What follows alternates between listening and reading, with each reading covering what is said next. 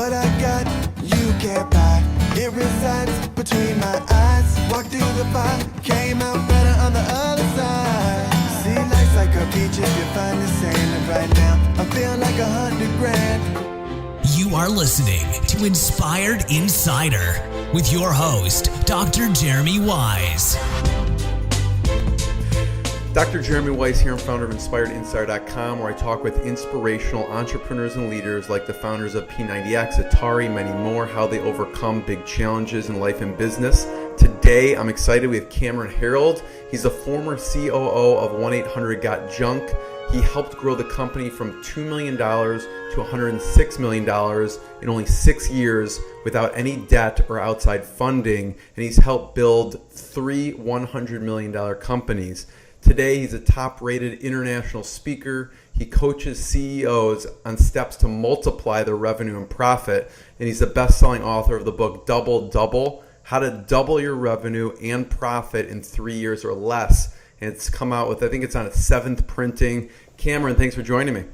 Jeremy, thanks for having me, man. You've done your homework. Appreciate it. A lot of homework. And, because I learn every time I watch you have amazing TED Talk that people should check out. Let's Raise Kids to Be Entrepreneurs, which we'll talk about, and much more. But I also want to give a big thanks to Michael Rogic for helping make this happen. And I like to start off with a fun fact, Cameron, and you have some really interesting fun facts. One is there's a story and an irony behind you being quoted in an accounting book. What's the story behind that? The story is that when I was in school, I realized that I was never going to be the smartest kid in the class, and I had to figure out the shortcuts. I also realized I would never need to get a job. I was always going to work for myself, so I didn't care about my degree because it was never going to help me get a job. So I cheated, and I got someone in second-year university to write all my accounting assignments for me. I paid him in beer, and so every week I would get my accounting assignment dropped off, and I would pay this guy a case of beers. And at the end of 13 weeks, I was ready to write my midterm, or my final, I guess, and I realized I was probably going to fail the final, so I had no idea for any of this accounting. And it turns out... Yeah, how'd you get around that one? Yeah. Well, I got 85% on the test and 17% on the final, so I ended up with about a 52% average, which was my whole motto is 5-0 and go. So I got my course, I got my D-, and off I went. And that was in managerial accounting. About 10 years later, I got a phone call from a woman, and she was working on writing a textbook for managerial accounting, and she wanted to quote me in Chapter 8 on budgeting. And I started laughing and said, ma'am, I'd be honored to do this, but I need to tell you something. I cheated in that class. And I told her this entire story, and she laughed and thought it was just too funny to not include it. So the author knew that I cheated in the textbook that she was writing, and I wasn't proud of it, but I just thought it was a funny story. It's innovative, let's call it. Well, right? as my dad said to me, you actually learned how to hire your first accountant. Right. Beer, So, Cameron, what did you want to be when you grew up? I always wanted to be an entrepreneur. I knew at a very young age that I wanted to control my time. And my father had actually taken me to a golf course and showed me all these people playing golf in the middle of the day and showed me all the companies that each of them ran. Mm-hmm. And then at the end of the day, after we'd played golf for 4 hours, he showed me all the people coming in that were doctors and dentists and lawyers and accountants, and said they all have jobs and they don't control their time. So I knew at a very young age that being an entrepreneur is how I could control my time. Yeah. You had an interesting job as a caddy, and you didn't take the typical route that a caddy did. What did you do? Well, I didn't like the hourly wage idea of, go caddy for 4 hours and get paid $20. So I found on the 13th hole of our golf course, there's a very high hill. So I sat at the bottom of the hill in a lawn chair, and I would haul people's golf carts up and top. They'd pay me $1 or $2. So after, 4 hours, I'd made $60, and all my friends caddying for 4 hours made 20. So I realized that I could kind of figure out the system a little bit again. So how did you even think of that? Hey, let's get inside your head for a second. Well, no, I was taught it again at a very young age. I was groomed as an entrepreneur, and I was taught at a young age to spot opportunity, to look for need and then supply that need. In North America, we have it backwards. We try to invent these great products and then market them to people who don't necessarily need them. What you should do is find a need that exists and then sell into that need. So yeah. I just saw people struggling, hauling their bag up the hill, and spotted that as an opportunity. I love it. I love it.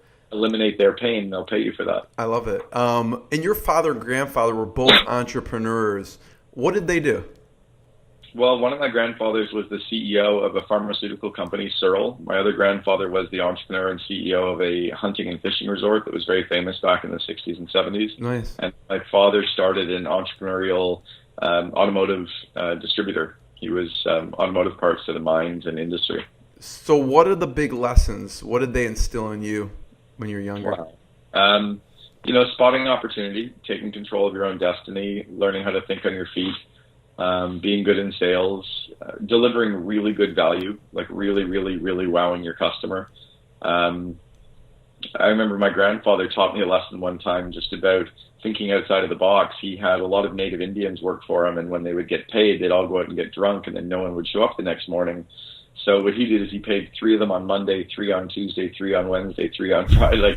So none of them ever had enough money to get everybody drunk, and if 3 guys got drunk, he was only short-staffed by 3.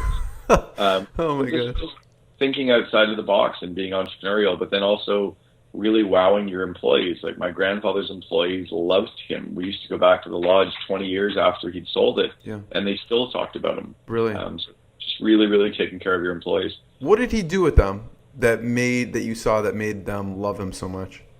He gave a shit about them as humans. Yeah. My dad as well. My dad really cared about them as people, not just their birthday and their dog's name, but their fears, their insecurities, their joys, their passions, their hobbies, their connections with their city, and he just really cared about them as humans. Yeah. And he demanded a lot from them as well, but I think because they really cared about their employees as people, that's where the human connection went to the next level. Yeah. I mean, you have a lot of high-level CEOs that you coach. Is that instilled in them? Do you have to teach them, like, caring somewhat, or? Sometimes, but no, it's funny, Guy Kawasaki and I were talking, and I said, how come all of these companies that you touch turn to gold? And he said, I don't touch anything except gold. And I think that's kind of true as me. I don't coach shitty humans. I don't coach bad companies. I coach very good companies that want to continue to grow. I coach great entrepreneurs that want to become better. I coach, high performing teams that want to become the best of breed. Yeah. But I still have to call some of them on their bullshit. More often than not, I call them on being too nice. Call them on, like I had an entrepreneur the other day who I was coaching, $20 million company, 100 employees, and he just keeps talking about warning this employee. And I said, stop. Like, the employee doesn't even believe you anymore. Your warnings are kind of, it's like saying I'm ground you and then not grounding your kid. Right. You need to toughen up. You need to call the ball on this one and really check them. Yeah. So often the entrepreneurs can become so nice that they start believing their own bullshit. Yeah, yeah. And, I love, in one of your talks, you talk about the CEO or founder of Southwest and what he says about, you know what I'm going to say? Yeah, I asked him, how do you get all your employees to smile and to be so happy? And he said, we hire smiley people. Right. You can't take a grumpy person and make them happy. I was asked by Fortune magazine years ago, how do you motivate your employees? And I said, I don't motivate employees. I hire motivated people. I hire people that are already motivated, and I inspire them, and then I remove their obstacles and I coach them. But you don't hold people accountable. You hire accountable people. You don't make grumpy people happy. Business is really, really simple. We just overcomplicate it. I love exactly. I love it's simple, but it makes perfect sense. It's something we overlook. It's just simple. Like and as humans, I don't understand some things. Like I was talking to some adults about 6 weeks ago about baseball and how we take our kids and send them off to Little League, and we teach them how to catch the ball and hold their glove and how to bat and give them all the basics. And we spend hours with our kid getting them ready to go to Little League. But then with all of our employees, we let them go do job interviews or run meetings with no training. Right. Like, why would we send? They're going to fail. Why would you let anyone run a meeting if they've never been trained in a meeting? Why would you let anyone do a job interview if they've never been trained in interviewing? So of course you end up with crappy employees because you have a crappy process. Why is that? Because we don't think about it like we treat our kids. We would never send our kid off to Little League without the basic skills because we wouldn't want them to be embarrassed. Right. But we're too busy being busy instead of working on the basic skills. No father or mother would ever send their kid into the sport without some of the basics. Well, why are we doing it with our employees? Because we overlook it. Yeah. And when I think about when I did the research and watched some of the videos and talking about the best advice from your dad, I'm not sure if you got it from him or somewhere else, but you talk about R&D. Yeah, the R&D is just. Was that from him? It is, yeah. And it was basically that I was never going to be smart enough to figure this out on my own, and my R&D had to stand for rip off and duplicate. Mm-hmm. There's companies out there that have spent millions of dollars putting the best systems in place. You know, I helped build a company called College Pro Painters. Yeah. And College Pro is the largest residential house painting company on the planet.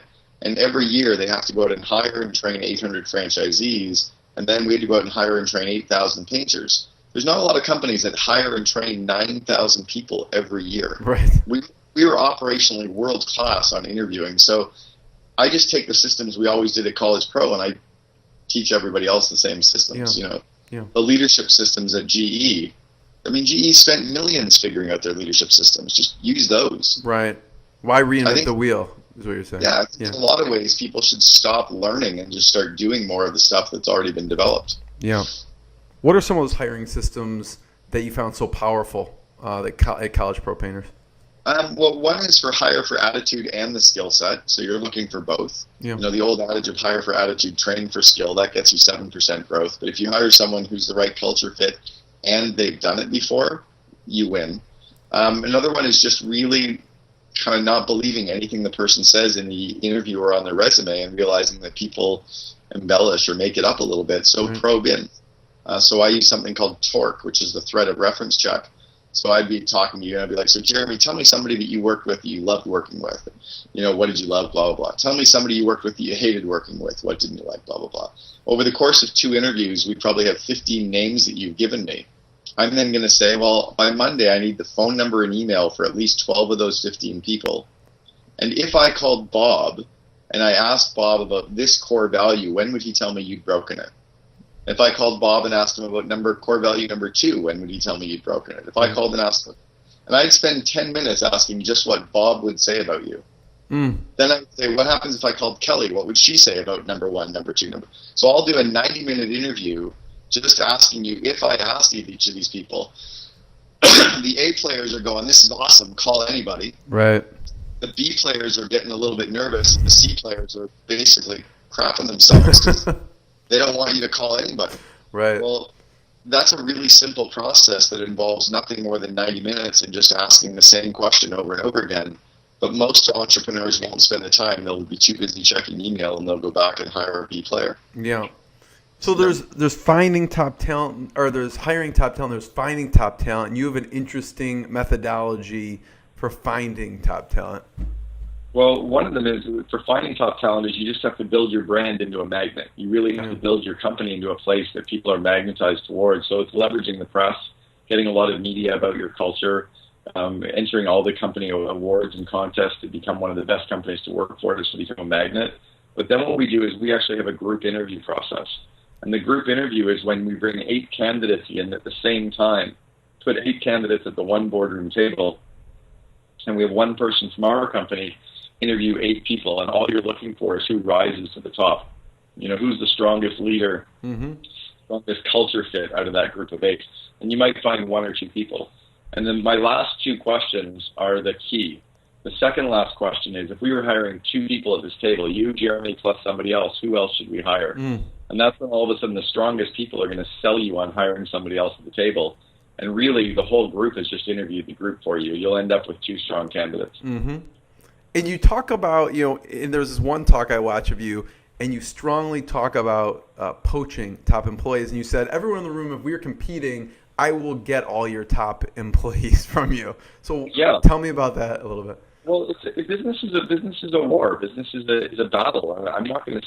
Here's the thing: no good employee is out on Craigslist or Monster looking for a job. Right.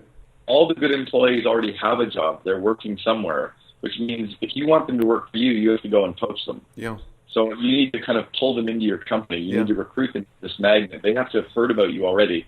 They have to walk in the front door for coffee and go, "Holy shit, this place is amazing." Right? They're not going to go from a great company to one that is beige. Yeah. Right? They'll only cross into another great brand. What's your favorite poaching story where you got this amazing employee? My favorite poaching story is back in around 2000 and 2005, Intrawest was a Vancouver-based company where I was living at the time. I was running When Thunder Got Junk, and Intrawest had just been acquired by Fortress, which is a big hedge fund out of New York. So I knew the culture at Intrawest was going to change. So I phoned the only two people I knew at Intrawest, Graham Kwan and Matt Fraser, and asked them to give me the names of 5 amazing employees that I could meet for coffee.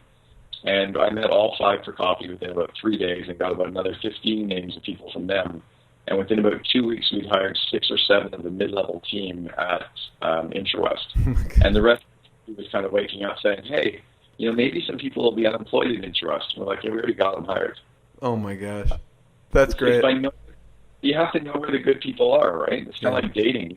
If you want to go and find a cute girl, you got to know where the cute girls hang out. Well, you better know that in advance. You don't want to spend all night trying to find where they are. Yeah. So, Cameron, with College Pro painters, how did you get customers in the early days? In the early days at College Pro, it was a lot of guerrilla marketing. So this was back in the 80s and 90s, late 80s, early 90s. A lot of guerrilla marketing. We realized that customers were not tired of our marketing. They didn't need a new flyer or a new piece of copy. They just needed to see us more often. So we created what we called the Rule of 27. And the Rule of 27 was a customer needs to see something 9 times before they'll take action, but they only see 1 of every 3 things you put in front of them. So if you have 3 signs up, they're only going to see 1 of the 3, and they need to see something 9 times. So it's really 9 times 3. So we really bombarded people and saturated the marketplace so that people couldn't stop seeing you. What got you into College Pro Painter early on? I was walking through a university campus and I saw a flyer on the floor and I picked it up to throw it out. And the flyer said, earn $10,000 and run your own business this summer. And I was like, that's for me. Spoke to you. Yeah, that's exactly you. Yeah. I got a franchise of College Pro when I was 20 years old and hired 12 employees. And for the next 3 years, I was a franchisee. And then I worked for them full time when I graduated from school. And there's a unique connection between College Pro Painter, you, Elon Musk, and Kimbal Musk. There is a very funny connection. In 1993, I hired Kimbal Musk out of Queen's University to run a franchise. So I hired and trained him. I also hired and trained his cousin, Peter Reeve, who is the COO of Solar City. So they both worked for me, and I trained them both. The following year, in '94, end of '94, Kimbal called me, and he needed to have me as a reference for the very first round of funding that he and his brother Elon were raising for their first company, Zip2. And they had 1 employee at the time, and I had to do a reference check with, I think it was Tom Kleiner from Kleiner Perkins. It wasn't even Kleiner Perkins at the time. I think it was still called Kleiner, and it was just a merchant bank. Wow. And they wanted to raise $600,000, and Kimbal called me that night. He's like, I have no idea what you told them, but they're giving us $3 million. Wow. But they didn't want to back Elon Musk because he just dropped out of Stanford, and he was an unproven brainiac, but they backed Kimbal and his College Pro Painters experience, and that was how Zip2 got their first round of funding. Wow. I love that story. You have had some innovations cross your desk. Uber came across your desk 7 years ago. What did you think about that 7 years ago? I was at Burning Man, and it was, I think, the summer of 2008. And I was at Burning Man, and I was late at night, and I was with Tim Ferriss, who was a very good friend of mine. And Tim was in my camp, and Tim brought a friend of his, Garrett, to our camp that day. Garrett was staying with us as well. And Garrett was the founder of Uber with Travis Sunlight. Garrett was the first CEO. And he was pitching me on Uber and what the concept was, and I thought it was the craziest idea I'd ever heard of.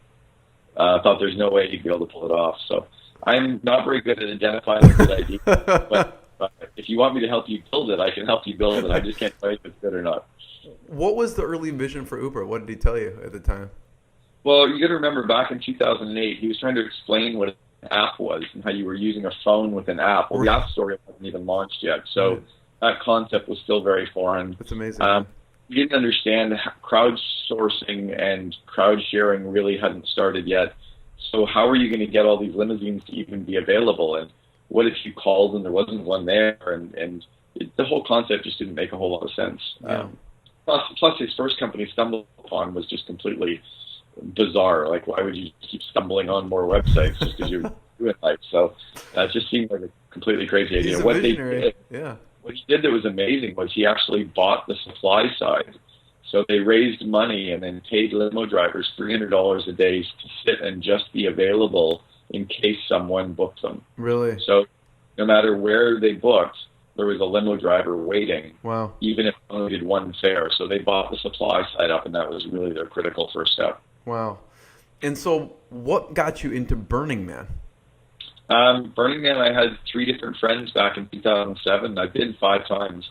But 3 different friends called me up and were going, and I was kind of captivated by some of the art that I'd seen online, and just wanted to go out and do it. And it's been an amazing experience. I love it there. So what's the craziest thing you've experienced that was impactful to you at Burning Man? Craziest thing that was impactful to me, probably just having some conversations with people and realizing that we didn't care what each other did for work. We didn't care what we did to make money. We, in fact, never really talked about work, but we just explored ideas and talked about concepts and talked about fears. And I realized that I wasn't judging anyone based on what they did anymore. I was just having these amazing discussions with humans. Mm-hmm. And I stopped judging people based on what they looked like or what their job was or what their title was. I also started hugging everyone. Really? I don't shake hands anymore. I would rather hug someone. Oh, wow. When I met the CEO of Sprint for the first time, I gave a hug, and I actually coach the CEO of Sprint right now. I'm his second in command. So, but yeah, it's just Burning Man broke down a lot of my barriers, a lot of my boundaries. I think that could be the title of your next book, Hug, or something. One of the guys that I go to Burning Man with every year, his nickname is Hugs, because he does about 1,000 hugs while he's there. Really? Yeah, he runs around chasing people, trying to give them hugs. It's pretty hilarious. What was it about Burning Man that made you start hugging? Well, everyone hugs there. It's there it is a bit of a hugging kind of community. Yeah, it's just part of the culture of humanity and connection, and this is just so formal, and life isn't supposed to be formal. Life is supposed to be relaxed and more fun. Yeah. So I want to talk about 1-800-GOT-JUNK too, but I want to find a lesson from You Barter, because you did the College Pro Painter and then YouBarter.com, right? Yeah.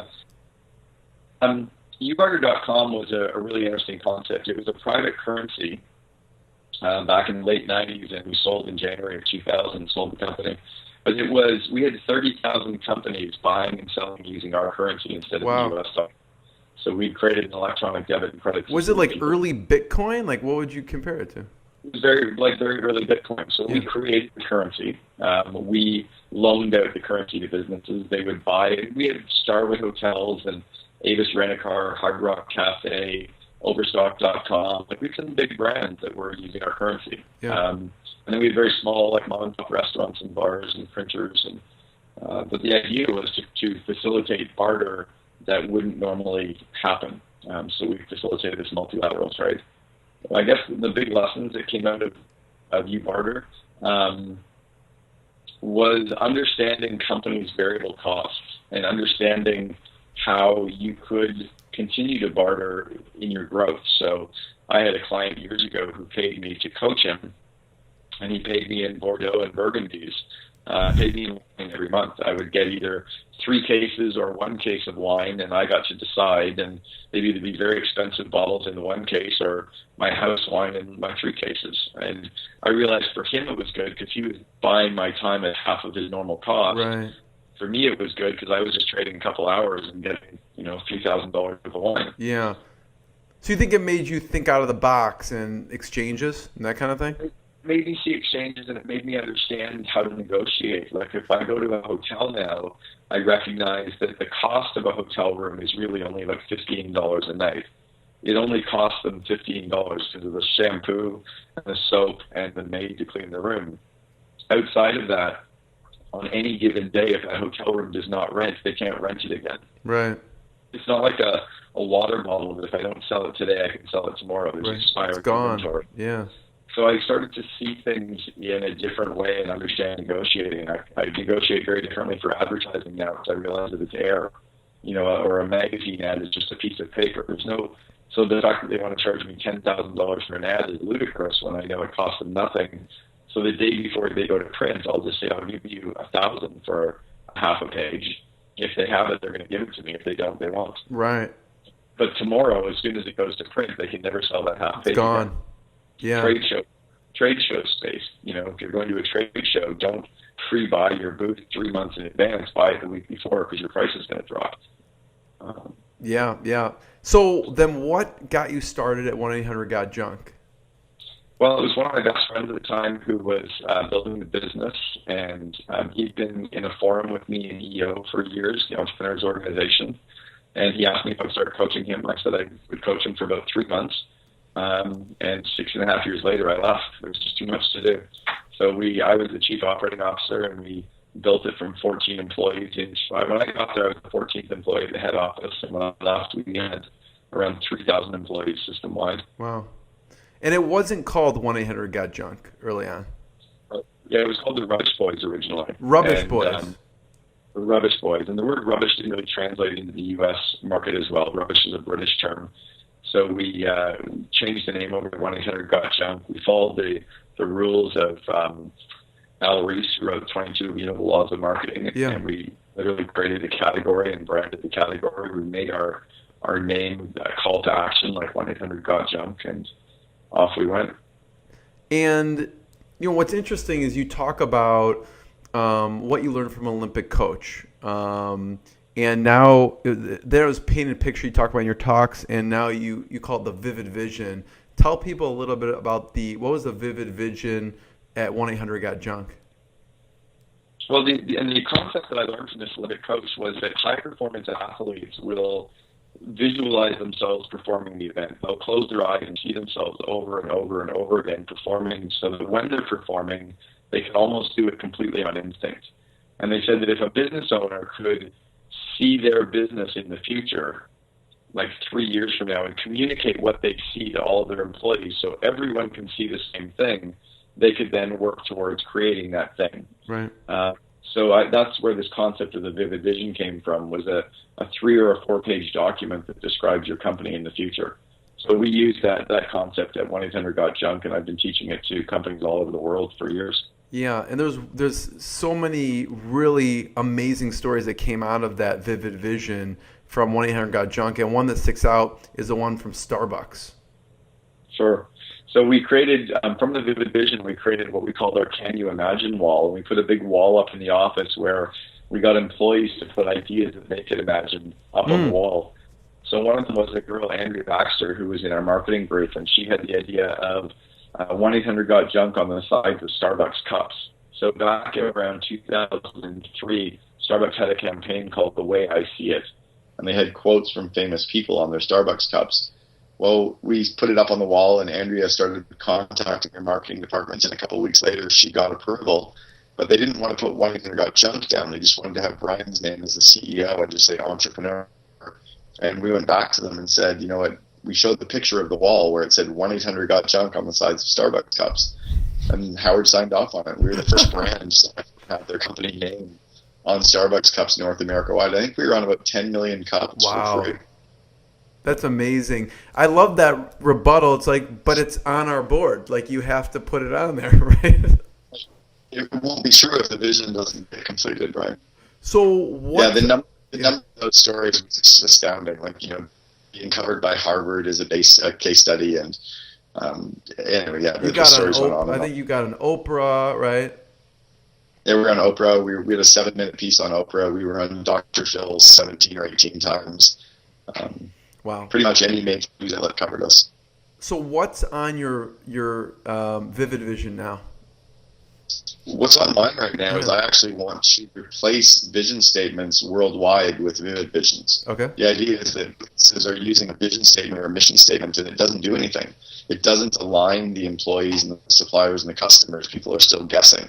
So I really want to have that as a concept completely replace vision statements. And so that's really my big hack, is pushing towards that. How can we start? How can someone start now creating their vivid vision according to what you think should be proper?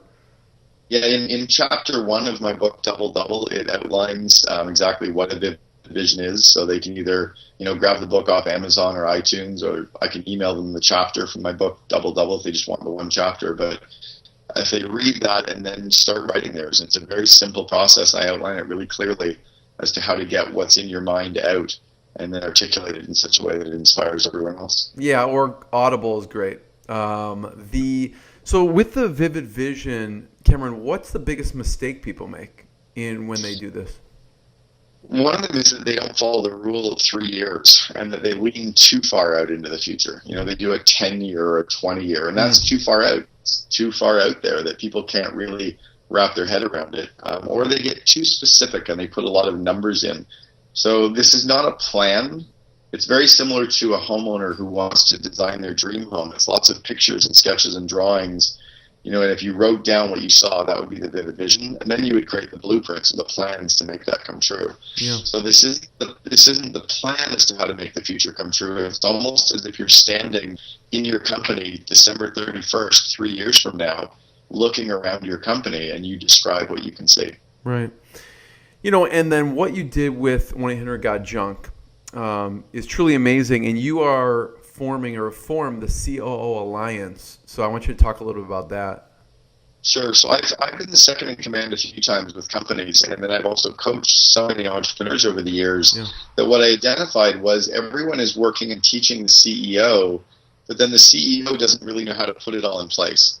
And the missing gap is really their COO, their second in command, who really has to actually make the entrepreneur's dreams come true. So I've started this COO Alliance where we meet 3 to 4 times a year in Scottsdale, and these COOs come in together, and we work together on growing our skill set, masterminding together. But it's all around the intricacies of being that second in command and how to make the CEO iconic. And then once a year, we allow the CEO to come into our group. But the rest of the time, it is. And then you get a paintball gun and you shoot them. No. It's just a really bizarre relationship. So that's not a bad idea. I might take you up on that one. So then this is really for top high-level COOs, right? Well, it's for the first 2 groups that I'm putting on in May. The youngest is around 27 years old. The oldest is 62. The smallest company is around 3 million. The biggest is around 300 million. Yeah. Smallest has about 25 employees. The biggest has 900 employees. So it's not the COOs of the Fortune 100s. It's more the COOs of the million to 100 million or the $2 million to $200 million companies. Yeah. And I know, Cameron, you talk about also the vivid vision will attract people and it will repel people, right? So I'm curious, who do you attract and repel with your vivid vision right now? Sure. So I really do attract the entrepreneurial people and entrepreneurial companies. Yeah. I think the companies that I don't resonate with are ones that are very corporate, very staid, very MBA. That I'm too entrepreneurial for them. That I'm too much on these shortcuts or simple to easy to execute systems. But I work very well with the young, fun, entrepreneurial, high viral, high growth companies. Interesting, like that I'm coaching, the top team at Sprint, that they're trying to become more entrepreneurial. They're trying to do one of the biggest turnarounds in American history. Whether they pull it off or not remains to be seen, but I'll tell you, they're certainly giving it everything they got. And they're trying to break all the corporate rules and just become more like an entrepreneurial company. Yeah, yeah. And, I know, it's hard to encapsulate the experience and some of the key takeaways from 1-800-GOT-JUNK, but I know there's a lot of cool war stories from that era. What are some memorable war stories that are still on one of your battle scars from 1-800-GOT-JUNK? I think one is definitely that Brian the CEO, and myself as the COO, were very dominant, very expressive, very drivers, big quick starts, and we didn't often listen to the quieter, analytical, amiable people who maybe were trying to slow us down or have us be a little bit more cautious. Yeah. And I remember one day that the VP of Finance kept cautioning us on our financial decisions and some of our decisions on spending, and we just bowled right over him. And then, sure enough, he was right. We spent a few $1 million in cash. What we should have done was gone to the bank to get financing, but we didn't understand that component of our business at the time. I think it was just really slowing down and listening, and putting systems in place so that we truly did listen more than we talked. Yeah. And you do seem to be very like self-reflective. Like I noticed on your About page, I think it's your About page, you list your Colby profile score. You talk a lot about your unique ability that you learned from Strategic Coach. What is your unique ability, and how did you actually sit down and actually come up with? I would think it's hard to come up with what your unique ability is. Well, it's interesting. It is from Strategic Coach. In fact, I was at Strategic Coach yesterday. I go every year. Dan Sullivan's 10X program, which I'm in his top tier program. Yeah. So I go every quarter to continually build my skills and continue to learn. The way I came up with it was years ago, where I surrounded myself with a number of people who knew me really well, and I got them to describe what I was really good at, and it kind of all percolated to the surface that I use quick, intuitive alternatives to reverse engineer entrepreneurs' dreams. And that's basically what I do. Is I can't. It's why I can't really systemize myself as a coach and a mentor. Is you can't replicate me. Right. It's and that's why I'm paid what I'm paid by some of these great companies, is because I'm just really, really good at it. And you can't. It's not a system. It's understanding. It's a unique ability. Right. Yeah, and I understand the organism of a business. I understand what's happening, and then I can kind of plug my ideas in. And then if I don't know, I just say I don't know. Yeah. I'm not embarrassed to say I don't know, because I spent half my life doing it in school. Yeah. And you've helped a lot of companies, CEOs, with big breakthroughs. And one thing that sticks out when I was reading Metacomp, what they said was really interesting, where they talked about you delivering fantastic structured systems, and then they talked about the huge growth they had. So it makes me think, well, what's an example of a system you went in and that created some explosive growth for them? Sure. So I'll think back on Metacomp. Well, one of the ones on Metacomp was the systems related to culture, and breaking down all of their walls and all of their doors and opening up their entire office space. Literally. Oh, wow. So that everyone sat with everyone, and creating a complete open office environment. And they weren't used to it. They were very closed, 20 private offices with 50 other employees, and very much an us and them. And so just putting the system in place to really create alignment, and any of the walls became glass. There were no doors on meeting rooms. There were lines on the doors or walls. Just kind of opening it up so that CEO was connected with everybody else, and everyone was connected with everyone. Interesting. So what's another cool thing you went in and did with the company like that? At Metacomp? It doesn't have to be with Metacomp. It could be with anyone. Well, yeah. I can give you another one with them. Was just realizing that when you put a job post up to attract an employee, it should be like a marketing ad. It should be like an advertisement, which means it can't be boring. And most job ads are boring. So these guys are a fun company. They wear shorts and flip-flops to work, and their cardiac heart monitoring equipment is on the space station. But they didn't want to have a boring VP of engineering. They wanted somebody who was fun that they could have beer with and hang out. So they posted this job posting that was crazy. It was insane. It was funny, and originally they were all a little bit nervous, because they're like, "Whoa, we can't do that. We're too professional." But then they went, "Wait a second, we're not professional at all." And what they got was this engineer who's just funny and quirky and awesome and extraordinarily talented as an engineer, but he really fit culturally. And now all of their job postings are like, marketing ads. They're just fun. Let the job postings kind of reflect the personality of the company. Yeah, and if your personality is beige, you're not attracting anybody. Yeah. Right? Yeah. You got to decide what that culture is going to be. Yeah. And you talked about Double, and I encourage anyone. It's fantastic on Audible, or you can buy the book. I prefer Audible. One of my favorite stories from the book is with the note cards. Do you still do that? Writing down the tasks? So, because I read your book, I listened to your book, I actually do that, and I actually list it out.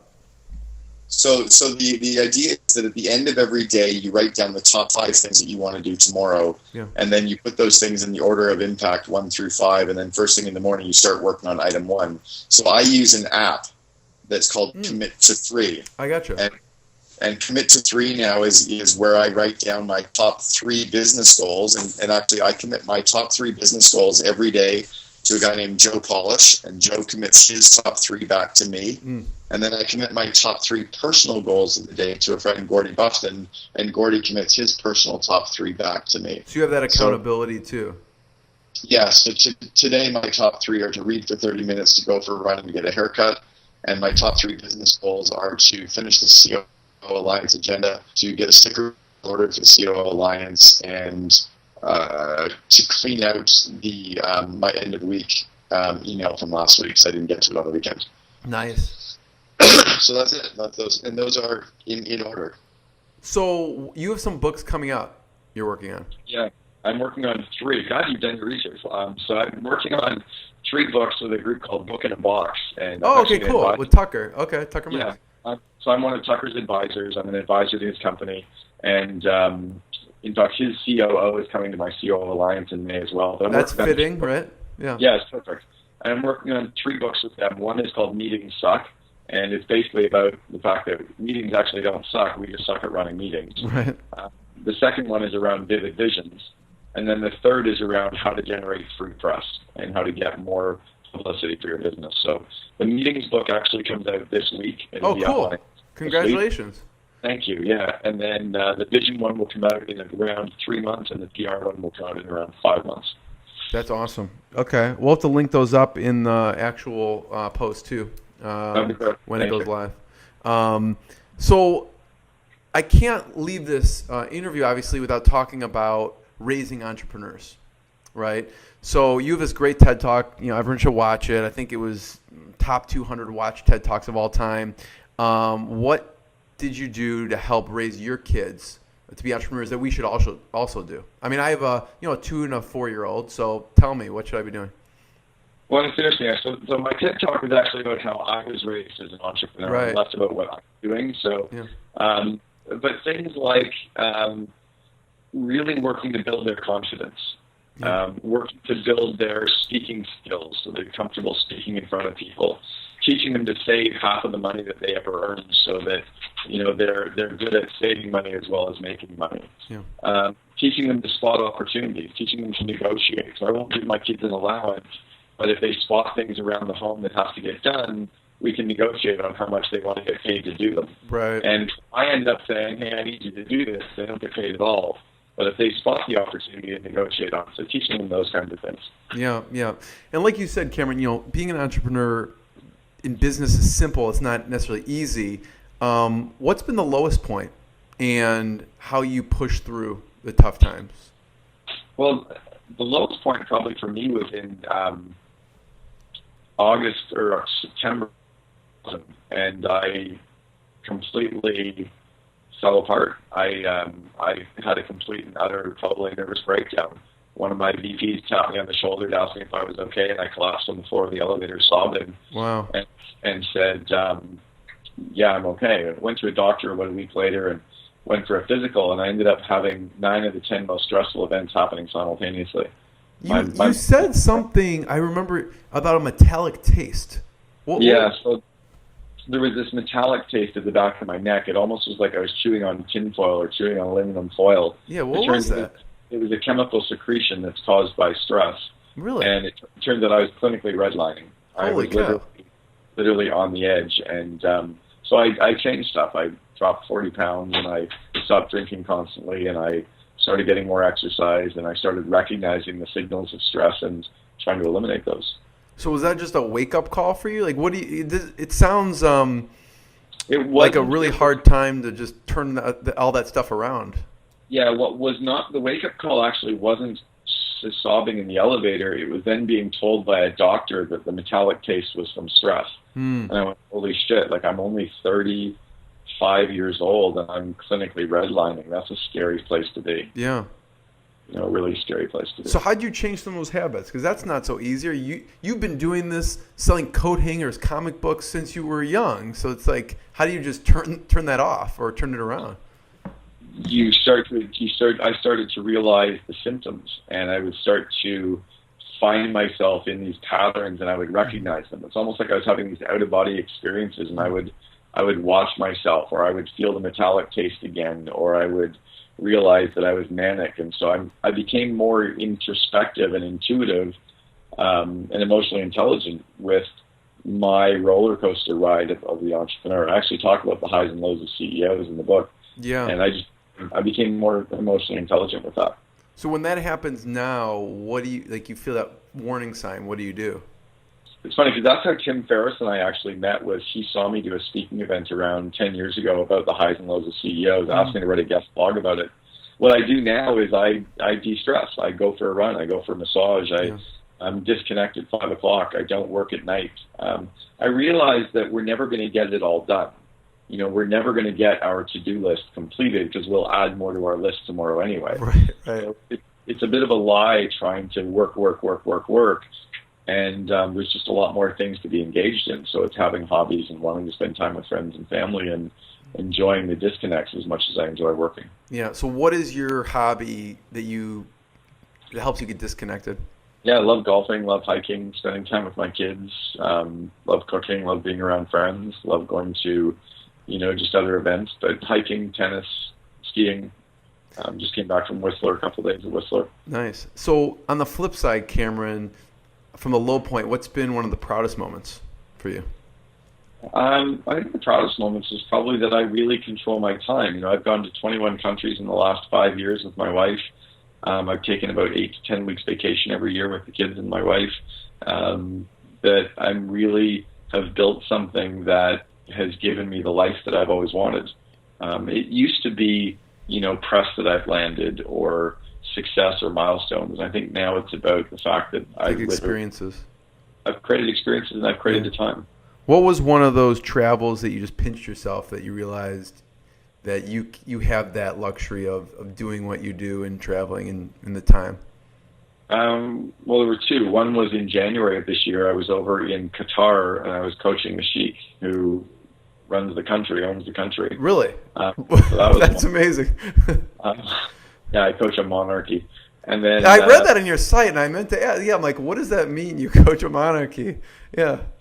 Yeah, it's an absolute monarchy. They own the country. Wow. And then, but the last summer, my wife and girls and I went to Europe for 3 weeks, and we did, a week in Amsterdam and a week in France and a week in London and a week in Barcelona. I guess we were there for 4 weeks and just completely disconnected.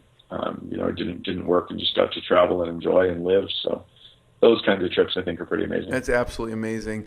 Cameron, what are some of the daily rituals that you think are most important that other people should think about employing for themselves also? Well, one is definitely the top 5 idea, and setting your daily goals so that you work on critical few things versus the important many. Yeah. Just taking the time to de-stress on that daily basis, to have the ritual of stopping work. You can't work nights, you can't work weekends. Yeah. Having daily ritual of disconnecting and doing something fun, whether it's going for a run or reading a book or spending time with your friends or family. Yeah. I mean, I don't do enough meditation. I just finished doing a course in transcendental meditation, but meditation and yoga are certainly great for balancing and disconnecting you. Yeah. Cameron, I just want to thank you. This has been fantastic. Where should we point people towards to make sure they check out online?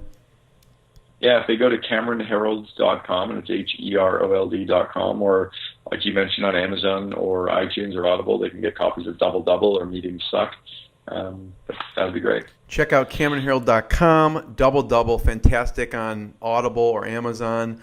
Cameron, thank you so much. I really appreciate it. Jeremy, it was fun. This was a great interview. I really appreciate the time today. Thank you. Come on. See ya. What I got, you can't buy. It resides between my eyes. Walked through the fire, came out better on the other side. See, life's like a beach if you find the sand. And right now, I'm feeling like $100 grand.